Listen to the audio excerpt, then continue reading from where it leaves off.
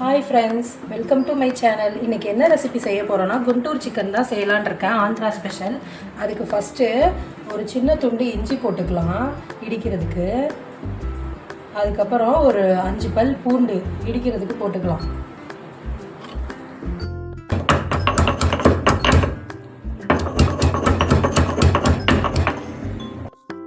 பாருங்கள், இந்த மாதிரி இடித்து எடுத்துக்கணும். இஞ்சி பூண்டை கொஞ்சம் நல்லா மைய.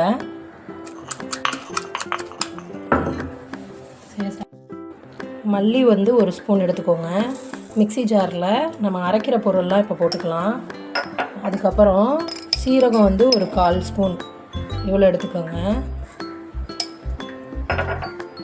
அதுக்கப்புறம் ஒரு 3 ஏலக்காய். ஏலக்காய் 2 கூட போட்டால் போதும், ஃப்ளேவருக்கு தான் ஏலக்காய். கிராம்பு வந்து ஒரு 4 கிராம்பு. ஒரு பிரியாணி இலை வந்து ஒரு இலை, முழு இலை எடுத்துக்கோங்க இந்த மாதிரி. அதுக்கப்புறம் ஒரு துண்டு பட்டை. எள்ளு, இதோட ஃப்ளேவர் வந்து எள்ளு தான் இதில் வந்து நல்ல ஃப்ளேவர் கொடுக்கறது. எள்ளு வந்து ஒரு 1/4 ஸ்பூன் எடுத்துக்கோங்க.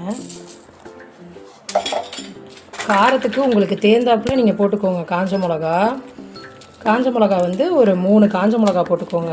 நல்லா நீளமாக எடுத்துருக்கேன் நான். நம்ம மிக்சியில் எடுத்து வச்ச எல்லாத்தையும் வறுத்துக்கலாம். இதை வறுத்து நம்ம அரைக்கணும், அப்போ தான் அதோட ஃப்ளேவர் வந்து நல்லாயிருக்கும். நான் வந்து காரத்துக்காக இன்னும் கொஞ்சம் மிளகு மட்டும் ஒரு 1/4 ஸ்பூன் நான் போட்டுக்கிறேன்.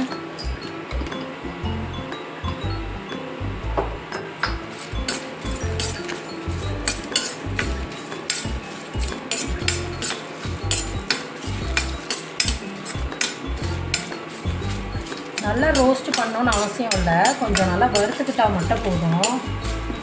ரோஸ்ட் ஆச்சுன்னா எள்ளுலாம் வந்து போட்டிருக்கனால அது கரிஞ்சிரும். அதனால் அதை பார்த்துக்கணும் கொஞ்சம்.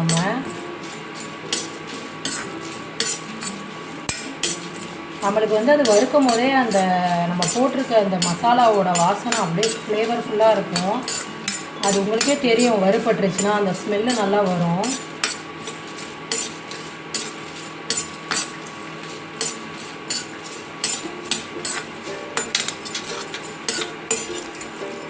பாருங்க, எள்ளுலாம் லைட்டாக ப்ரௌன் ஆகுது. அந்த டைமில் நம்ம என்ன பண்ணணும்னா ஆஃப் பண்ணிக்கலாம் அடுப்பை. அந்த சூட்லேயே கொஞ்சம் நம்ம வறுத்ததை வந்து மிக்ஸி ஜாரில் மாற்றிக்கலாம் திருப்பி. இது சூடு ஆறுனதுக்கப்புறம் அரைச்சி எடுத்துக்க வேண்டியதான். இது மைய அரைச்சாதான் நம்மளுக்கு வந்து போடும் போது சிக்கனில் எல்லா ஃப்ளேவரும் இறங்கும்.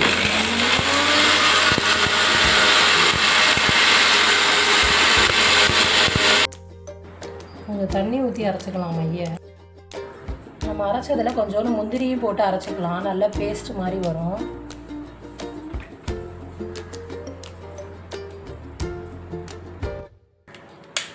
முந்திரி போட்டோன்னே இந்த மாதிரி பேஸ்ட் கன்சிஸ்டன்சிக்கு வந்துடும். இந்த மாதிரி கன்சிஸ்டன்சி தான் கரெக்டான கன்சிஸ்டன்சி. கொஞ்சோண்டு தண்ணி ஊற்றி நல்லா பேஸ்ட் மாதிரி அரைச்சிக்கோங்க.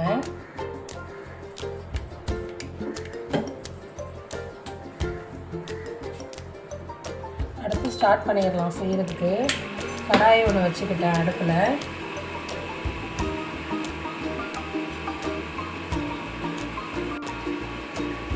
கடலெண்ணெய் கொஞ்சம், நம்ம சிக்கனுக்கு வந்து ட்ரையாக தான் செய்ய போகிறோம், அதனால் ஆயில் கொஞ்சம் நிறையாவே விட்டுக்கலாம்.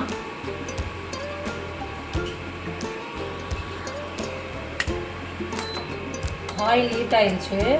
நம்ம வந்து ஃபஸ்ட்டு 2 காஞ்ச மிளகா போட்டுக்கலாம்.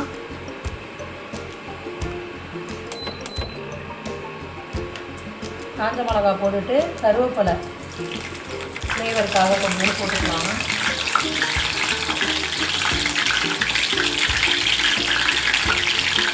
வெங்காயம் போட்டுக்கலாம்.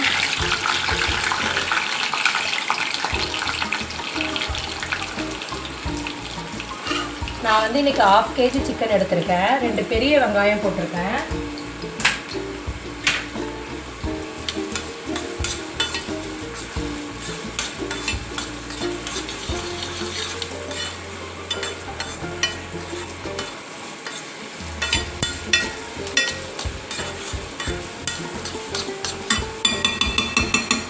அவ்வளோதான். இஞ்சி பூண்டு பேஸ்ட்டை வந்து போட்டுக்கலாம்.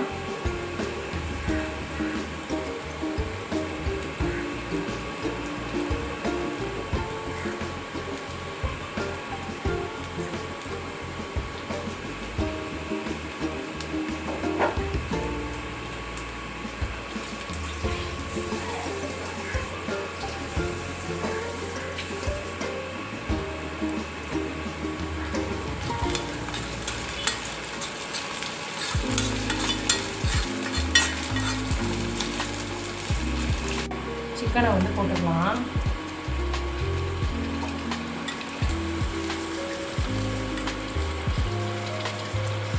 என் பையன் ஈரல் தான் சாப்பிடுவான், அவனுக்காண்டி 2 ஈரலும் போட்டிருக்கேன்.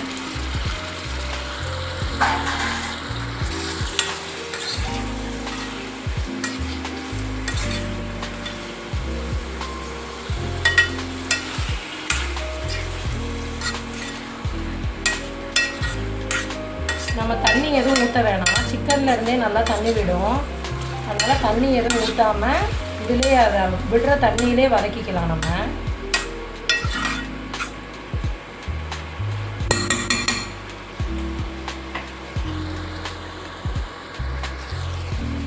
டிஷ்ஷுக்கு தேவையான உப்பு போட்டுக்கலாம்.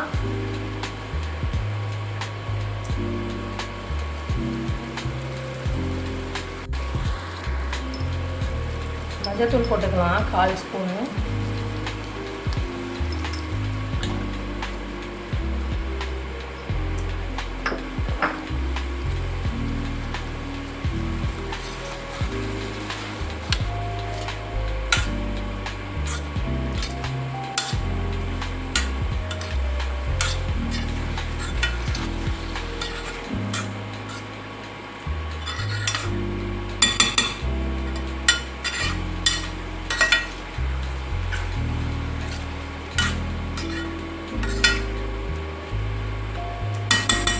நம்ம எந்த தண்ணியும் விடலை, சிக்கன் வந்து தண்ணி விட்டுட்டுருக்கு.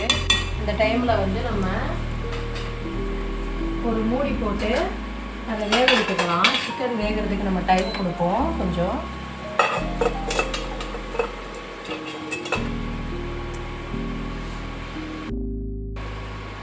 ஓப்பன் பண்ணி பார்த்துடலாம். இங்கே பாருங்கள், நான் தண்ணியே ஊற்றலை, இவ்வளோ தண்ணி விட்டுருக்கு சிக்கனு. இந்த தண்ணியெல்லாம் ட்ரை ஆகிற வரைக்கும் நம்ம ஓப்பன் பண்ணி பார்த்துடலாம். இங்கே பாருங்கள், நான் தண்ணியே ஊற்றலை, இவ்வளோ தண்ணி விட்டுருக்கு சிக்கனு. இந்த தண்ணியெல்லாம் ட்ரை ஆகிற வரைக்கும் நம்ம கிண்டிகிட்டே இருக்க வேண்டியதான். அதிலே வெந்துடும் சிக்கன் நல்லா. இப்போயே ஆஃப் குக் ஆகிடுச்சு. நம்ம கொஞ்சம் ஹை ஃப்ளேமில் வச்சு நல்லா கொஞ்சம் ரோஸ்ட் பண்ணிக்கலாம். அதை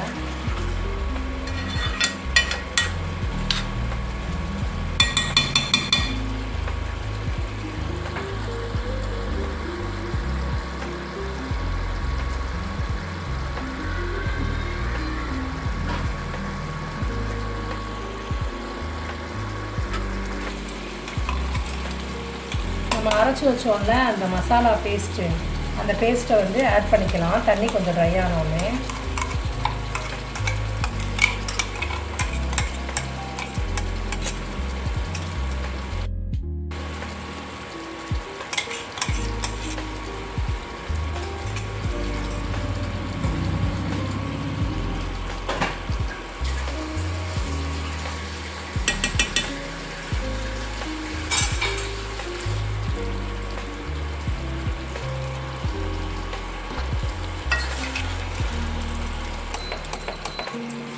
மசாலா வாசனை போகிற அளவுக்கு நம்ம வந்து இதை நல்லா ஃப்ரை பண்ணி எடுத்துக்கலாம். நீங்கள் ஒரு வாட்டி உங்கள் வீட்டில் ட்ரை பண்ணி பாருங்கள், செம்ம டேஸ்ட்டாக இருக்கும் இந்த ரெசிபி. ஒயிட் ரைஸில் சுட சுட ஒயிட் ரைஸில் இதை போட்டு கலந்து சாப்பிட்டா அவ்வளோ சூப்பராக இருக்கும்.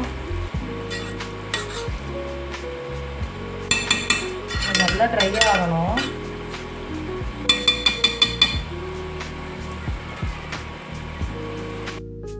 பாருங்கள், இந்த மாதிரி ட்ரை ஆகணும். அப்போ தான் சாப்பாட்டில் போட்டு பிணைஞ்சு சாப்பிடும் போது டேஸ்ட்டாக இருக்கும். சுட சுட சாதம் வடிச்சுக்கோங்க, சாப்பாட்டில் போட்டு இதை பிணைஞ்சு சாப்பிடும் போது இன்னும் டேஸ்ட்டாக இருக்கும். நான் இன்னும் கொஞ்சம் நேரம் ட்ரை பண்ணிக்கிறேன். மூடி போட்டு கொஞ்சம் நேரம் அந்த மசாலா வாசம் போகிற வரைக்கும் வேக வச்சுக்கலாம். அவ்வளோதான் ஃப்ரெண்ட்ஸ், ரெடி ஆகிடுச்சு.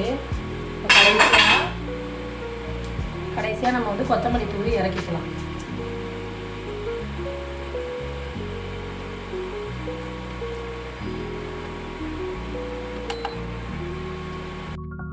அவ்வளோதான் ஃப்ரெண்ட்ஸ், இந்த ரெசிபி ரெடி ஆகிடுச்சு.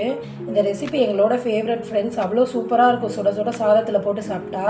உங்களுக்கு வேணும்னா நீங்களும் செஞ்சு பாருங்கள். எங்களோட சேனல் பிடிச்சிருந்துச்சுன்னா லைக் பண்ணிடுங்க, ஷேர் பண்ணிடுங்க, சப்ஸ்கிரைப் பண்ணிடுங்க ஃப்ரெண்ட்ஸ். பாய்.